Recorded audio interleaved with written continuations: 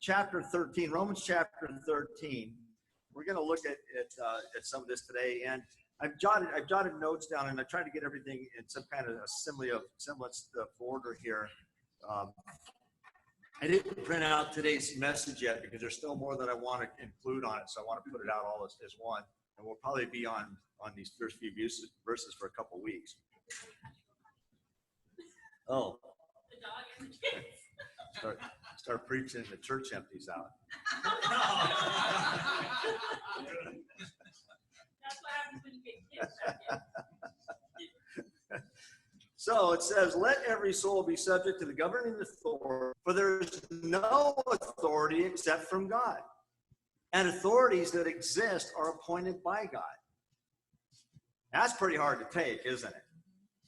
That's pretty bad. So, we're going to look a little bit more into that. So I want to go a little bit further into that right now. Therefore, whoever resists the authority resists the ordinance of God. And those who resist will bring judgment on themselves. There was nobody reading, huh? So hard to work in front of a computer. I got a microphone that I can actually move around with. Now I can't move around because of COVID. Therefore, whoever resists the authority resists the ordinances of God. And those who resist will bring judgment on themselves. For rulers are not a terror to good works, but to evil.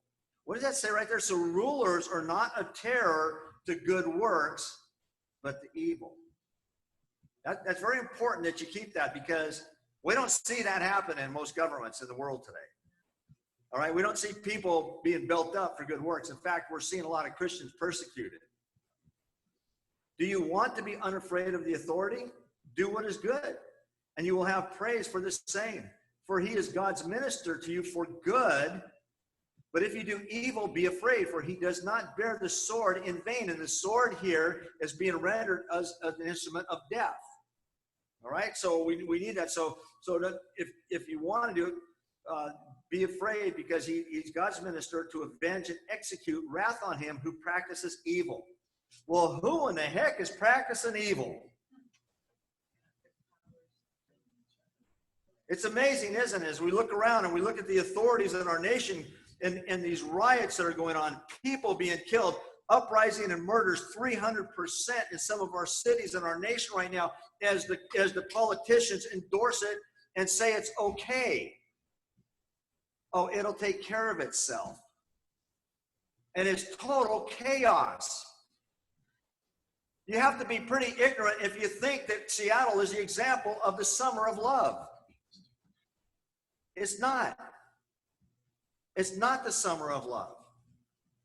People died. Buildings are destroyed. People have lost their livelihoods.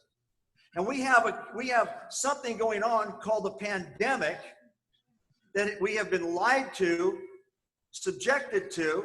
We all were obedient to it when it first came out, trying everything we could to do what they asked of us. They said, watch the numbers. We watched the numbers, and what happened? Very little happened. They still wanted more out of us.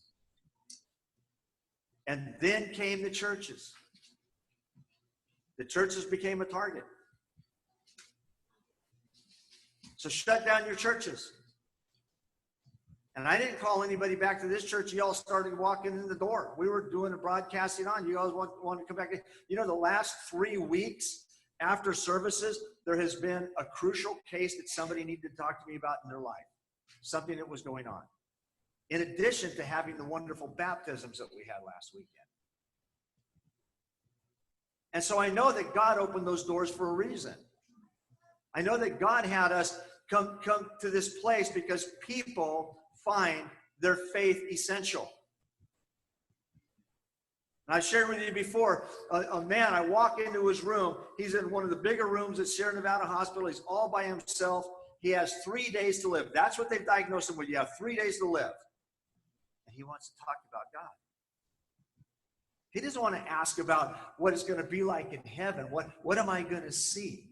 He doesn't want to tell you, why do you think God works the way that he does? And he had a lot of really good questions that a lot of people never think about. But he wanted to just talk and discuss God. He wasn't afraid of dying. He just wanted he'd ask a question, he'd give an answer, and his face would just light up. And it was just a wonderful thing to see that. This guy is at home before he even dies. And we have people running around in fear. Fear. Did God give us a spirit of fear? No. The Bible tells us no. And yet fear is very real, and it's hard to get rid of. There was things that I've battled with fear of going through this whole process. What if one of you come down with COVID? You know that they're trying to blame Herman Cain's COVID case on Trump's rally in Arizona. And in the same article I was reading last night, there were no other known cases related to that exercise or that rally that he had there. They said no other case. In the very same article, there was no other cases, but we think that it came from there. This is a guy who walked in faith, lived in faith, overcame a lot of obstacles in his life too, and made it to greatness. And he was a strong example of faith in the Lord. It didn't matter if he went into public, having known that he was a person who could catch COVID and die from COVID. He kept going. He demonstrated his faith. Now, I'm not saying that everybody should run out and stick their hand down a den of snakes, vipers, or jump into a pool of sharks. That's senseless. You still have to use common sense. But when they play with the numbers and they manipulate the numbers to bring about fear and to keep fear instilled in you, then there's a real problem. And that's what's going on in our nation right now.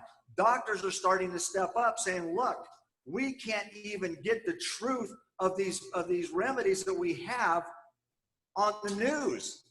We've been censored by Google. We've been censored by the news stations. And these remedies are working. The one doctor who's cured over 300 people in Texas, I had her up on my website.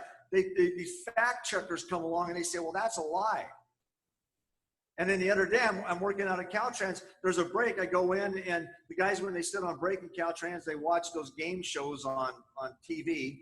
And there's an ad that comes on, and it shows this black doctor who everybody says is extremely credible. I haven't heard anything in the otherwise. And the commercial says that she was caught giving alien DNA to treat people.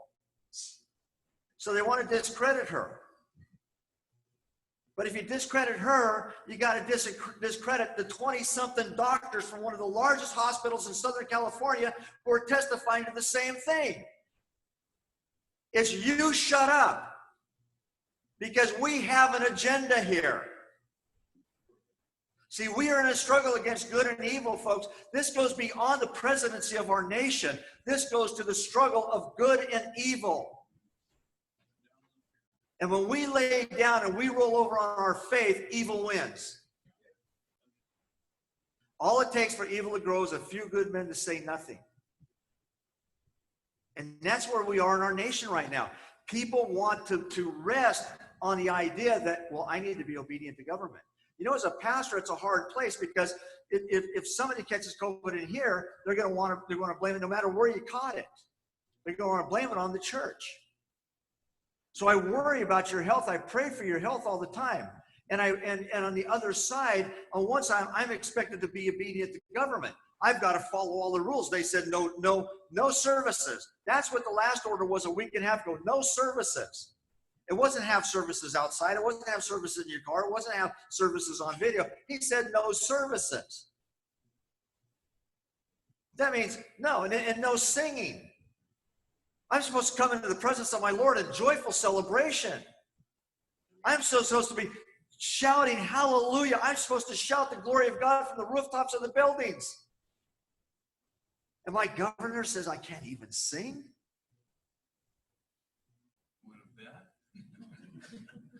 That's it.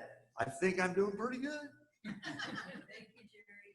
I don't do it out of disobedience to him. I do it in honor to my God. And if people want to come and attack me for that, then come and attack me. But I am not going to lay down and roll over because you don't believe in God. And that's what we're coming down to, is you don't believe in God, and my faith stands strong. As your pastor, I have to be an exemplar of faith. If I lay down, do you question that? We have new people coming to our church because they've been in places where faith didn't stand out. I have people calling me on the phone. Are you having services? Where do you stand on your faith? I was told recently that the whole community here was upset because somebody referred to it as a COVID virus. I asked that person, are you talking about the people from the community that are coming to church every Sunday? Because we have Janet. We have Hilda. Hilda's taking care of her mom, and I don't expect her, nor do I want her in any possibility where something, even the flu. I went through that with my mom. I didn't want her out and about during flu season. I had to be careful where I was during the day at work because I didn't want to take anything back to her while she's going through her cancer treatments. I had faith in the Lord, but I also had wisdom enough to safeguard my mother. My mother stood in her dying, in the 9 years of the dying process from multiple myeloma, she stood the witness to the power and the strength of our Lord. And she saw many people come to the Lord because of that witnessing. See, in our death, we can be stronger witnesses. In our faith, we can be the strongest witnesses. But when I wobble in my faith, when I have weakness and I doubt my God, then my faith doesn't show through. My testimony is weak. My testimony can never be weak. My testimony is my testimony. It's what God has done in my life. It's not what I was. It wasn't the ugliness of who I was. It's what I am now because of Christ in me. That's your testimony. The government can't take that away. The government cannot censor that. It's yours. And each one of us have a very different testimony that we give. And we should be proud to give those testimonies. And they're not always a weekly thing. Some churches get into that, and every week the same people come up and they say, you know, I'm going to give my testimony, and it's the same thing week after week after week, year after year after year, and you're wondering when are you going to change, and when is, you know, you're going to allow God to get to you because you're making the same mistake week by week. It's Groundhog Day. So it says be obedient. I wish to begin here and look at this because in 1 Samuel 8:6-9, it says, but this thing displeased Samuel when they said, give us a king to judge us. And Samuel prayed to the Lord. And the Lord said to Samuel, obey the voice of the people in all that they say to you. For they have not rejected you, but they have rejected me from being king over them. According to all the deeds that they have done from the day I brought them up out of Egypt, even to this day, forsaking me and serving other gods, so they also are doing to you. They're rejecting you. Now then, obey their voice. You shall solemnly warn them and show them the ways of the king who shall reign over them. And it was examples of kings all around in the other nations. And they could look and they could see that the kings took their sons and daughters. They made maidservants out of them. They made bondservants out of them. They made them pull their chariots. They made them do the slave work. They didn't give them the freedoms that these people had. Who was their king? Were they obedient to the king? No, they weren't, because verse 7 here says, I was their king. God, was their king. I provided for them. I gave them freedoms they never had anywhere else as a nation. I took this nation and I made this nation. I was their king and they rejected me. Give them what they want. So who was it that got to choose to appoint them a king? Did God really look down and say, well, I want Saul to be their king? You know, no. He didn't. God wanted to be their king. But in Samuel 1 Samuel 9:17 and 10:24, it says that the Lord allowed it to be. The Lord chose him. By the people? Was he chosen by the people? Yeah. In 1 Samuel 8:19. Was he cast by lots? Yeah. 1 Samuel 10:20-21. So there's three examples of all three people being responsible for this guy being the king. If you go back and you study the kings, you wonder, how did these kings come about? Some of them were by blood, some were by appointment. Some of them were by the Romans.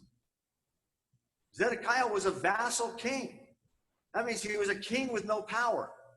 He was warned of what would happen to his people, and he disobeyed the warnings. He didn't listen to it. And when the war got heavy and heated, he and his son snuck out the back. And what happened? He got to watch his sons murdered just before they plucked out his eyes. The very last thing that he got to see was his sons murdered because of his disobedience. He could have surrendered and they could have been taken in and come back at a later date. They didn't have to suffer what they suffered, but he wouldn't listen. He wouldn't obey. The people were not obedient to Samuel. They weren't obedient to God. And he warns his people of what will happen. He gives examples throughout the Old Testament of what will happen to people who are disobedient. But we don't want to listen to it. So are we called to blindly listen to government? No. No, we're not. But we have to ask God for discernment on it. Where do we draw that line? Right here, I'll read this one section to you from John Stott. The principle is clear. We're to submit right up to the point where obedience to the state would entail disobedience to God. But if the state commands what God forbids and forbids what God commands, then our plain Christian duty is to resist and not to submit, to disobey the state in order to obey God, as Peter and the other apostles did to the Sanhedrin. When the Sanhedrin told him, don't you go out and preach anymore. Don't preach this Jesus. And he went back out and preached Jesus. And they called him back in and said, we told you not to preach Jesus. Do I obey you or do I obey God? See, folks, I know you've heard it said that if you can't use words to preach the gospel, then do it through your actions. We have it on that little board in the back there too. Now, that's not biblical as it's said that way, but it is biblical. Because the women are told that with their husbands is if you can't change your husband, then teach him through the actions. Basically, teach people through the actions of your faith. And so our actions are being scrutinized all the time. If all of the churches in all of the states were to lay down and close the doors and not have practice, people, we're called to fellowship. We're called to be here. I don't find Zoom in the Bible. You know, we're blessed to have it because there are people that do need to be away. There are people who do need to be away. Just as we are when we get sick every year with the flu. We isolate ourselves, right? Do we isolate the world? He said, follow the numbers.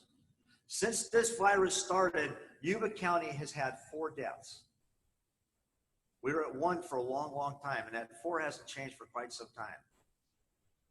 There was 11 people in the hospital recently. 10 people were discharged. They gave, I think it was 700 and something tests the past couple weeks. What do you think are going to happen when the tests happen? The numbers are going to go up, right? But if the number's that big and you only had 11 people hospitalized, I guess it was a pretty small percentage of people who got it. And out of the people who went in the hospital, even more of those survived. Yeah, Rizzy. I question that even the deaths. Well, yeah. Because I have a customer whose mom was in cancer trials because she had stage 4. And that was back in January. And she only had 60 days to live. That's what they told her. So they did another trial on a different medication because if it prolonged and helped, she wanted to do it. Yeah. Well, come the end of May, 1st of June, she passed, and they put on her death certificate. COVID. She died of COVID. Yeah, that's what they're doing it everywhere now. The family, up until the first part of July, finally got it reversed. Yeah. Because had they left the COVID on the death certificate, all the cancer studies Changes everything. was erased. Yeah. Because it would have fallen. They're doing that even with accidents on the road. Yeah. If they got killed in an accident, but they had COVID in their blood, they showed COVID positive, it's a COVID death. It took them So almost 2 they're- months to get the death certificate changed. Yeah. Yeah, not even a positive test. So there's a doctor who is online right now. I just got it yesterday. His daughter introduces him. I think he's in Florida, and he's saying that he's been using. How do you pronounce the one drug? Hydroxychloroquine. He's been using that for over 30 years because he's been treating lupus patients. Yeah. He has people come in. He's treated over 100 something people or 300 people. I think there's 100 something people with him. With using that to cure COVID, or the COVID virus, and he's had a good ratio on it, or 100% even. And he gave prescriptions for people who had to go get it, and the pharmacies refused to fill the prescriptions. Yeah. And so there's games being played with people's lives for political reasons, and you have to rule a lot of this out. I know the fears in people are very real, and we justify them. Fear is something that, again, like, I don't know, it's something that we open the door for, and we can somewhat control it. But it takes a lot to learn to do that. And if you're walking with the Lord, I find it a lot easier when I'm walking with the Lord than I do when I'm focusing on myself, because when I'm thinking about solving it myself, I'm thinking of this happening, that happening, and all these different angles that I come at it from. So when my focus is on the Lord, that's what I'm trying to say. When my focus is on the Lord, my focus is completely different. Last weekend, I think what was so neat about the afternoon was it was a God day. It was just a day of God. And I kind of missed those. There was reasons that I left chaplain duty when I did, and I moved on. I actually went to the mission after that. But those were days that were set aside for God. I'd leave my phone at home, and I didn't care about what happened in the world outside. My focus was on those patients and doing what God had called me to do. And last weekend, it just felt that way. It's like the whole world just stopped, and we're in that pool, and it was just great. It was a great time. The camaraderie afterwards and stuff, it was just neat.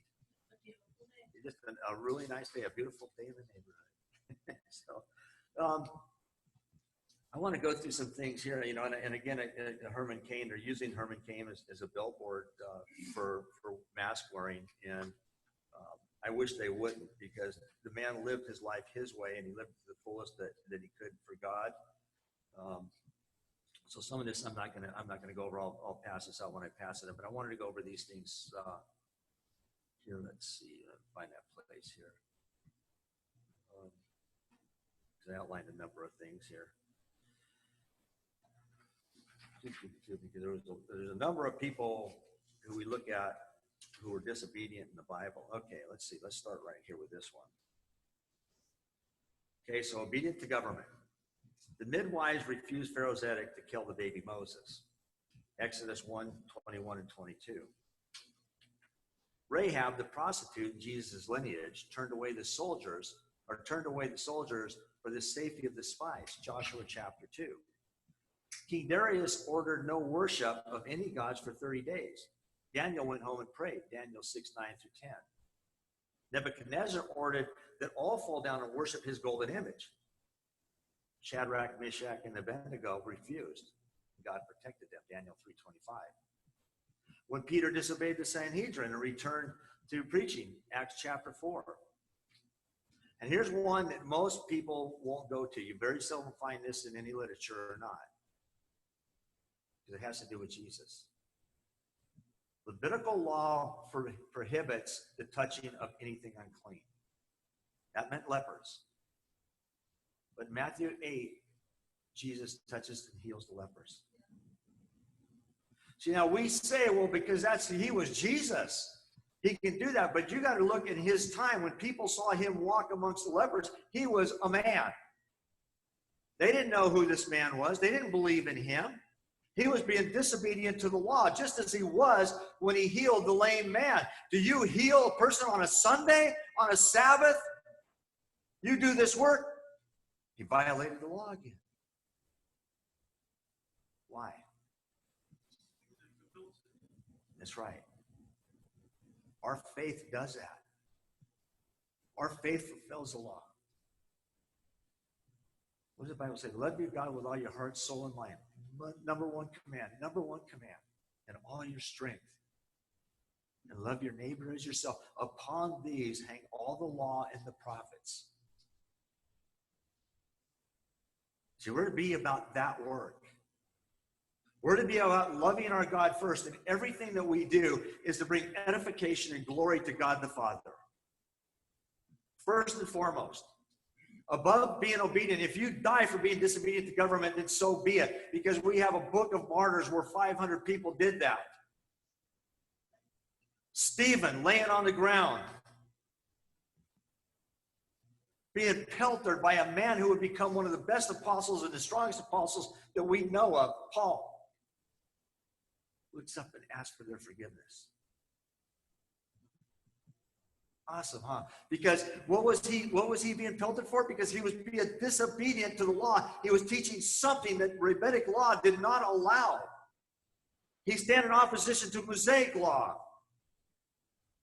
But he died because of it. He honored God. And in showing out what happened, what does Paul say later? I'm the worst of the worst. I don't deserve to be an apostle.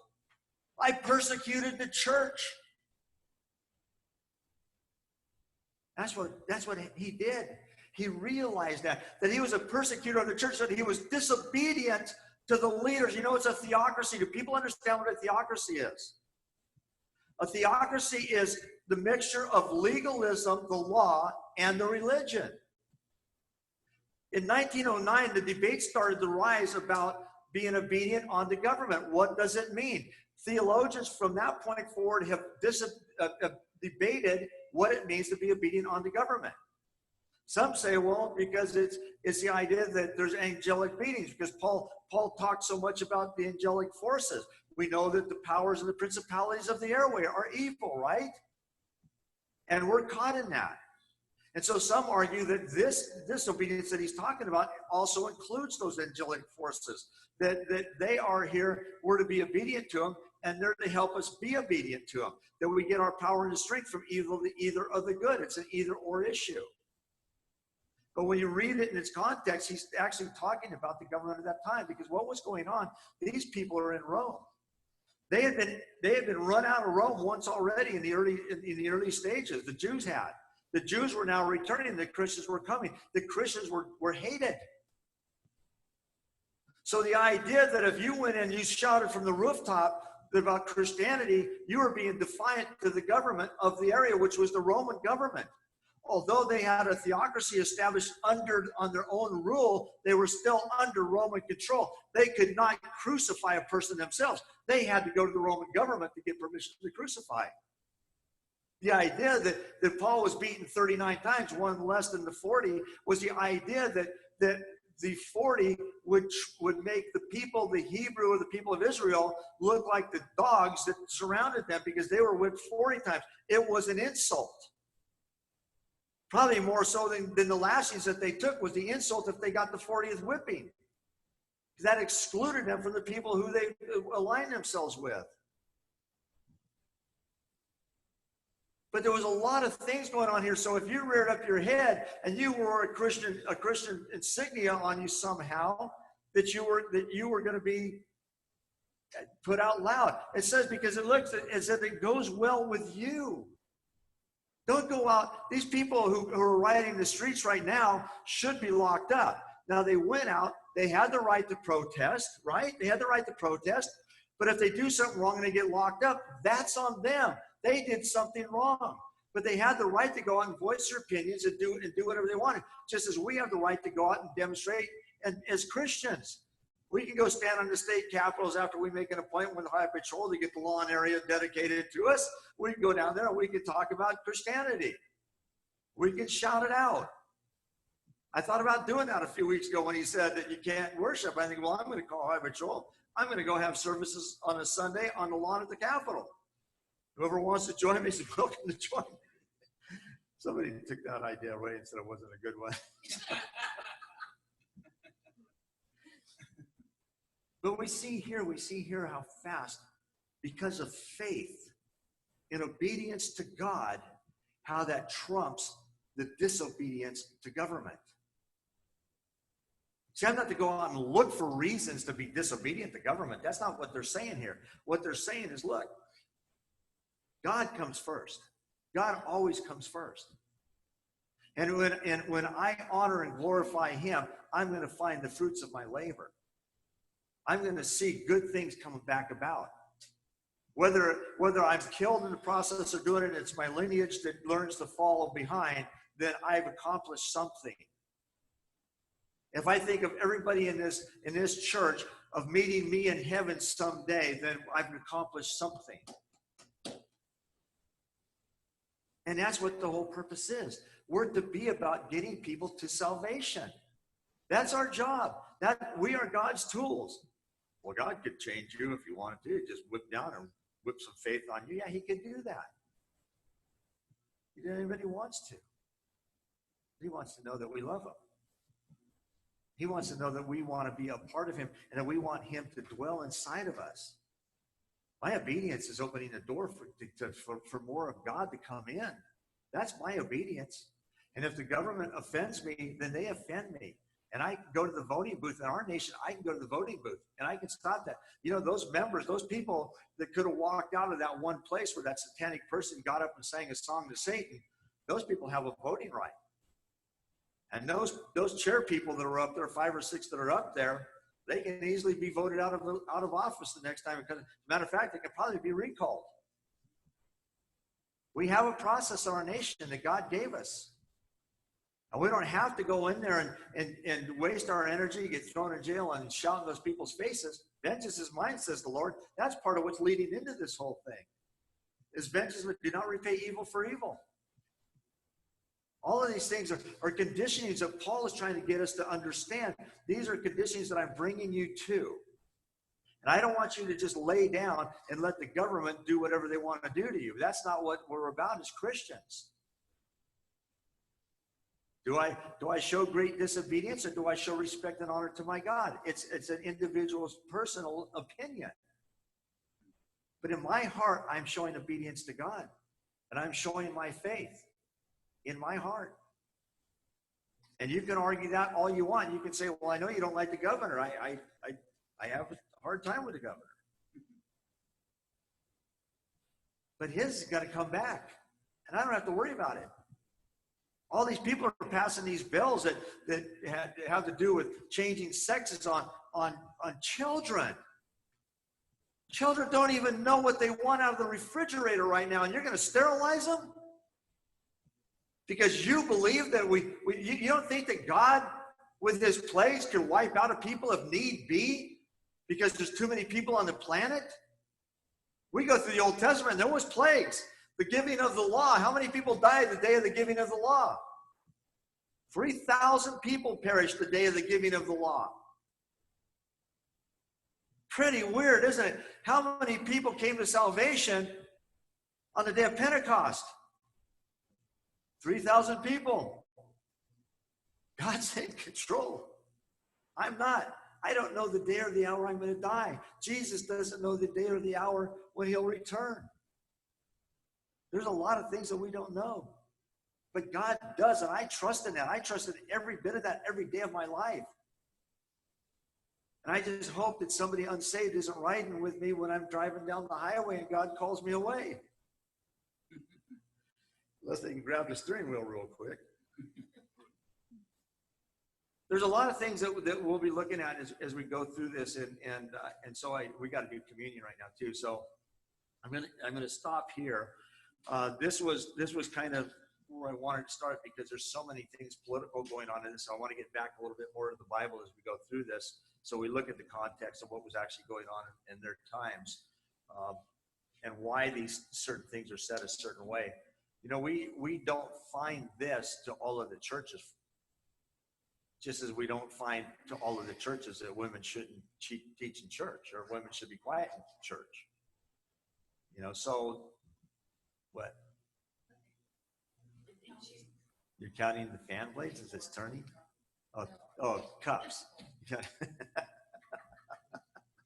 You know, I do watch all of your faces. I love watching your faces, your expression as I'm preaching all the time. And so, Lord always gives me these weird ones.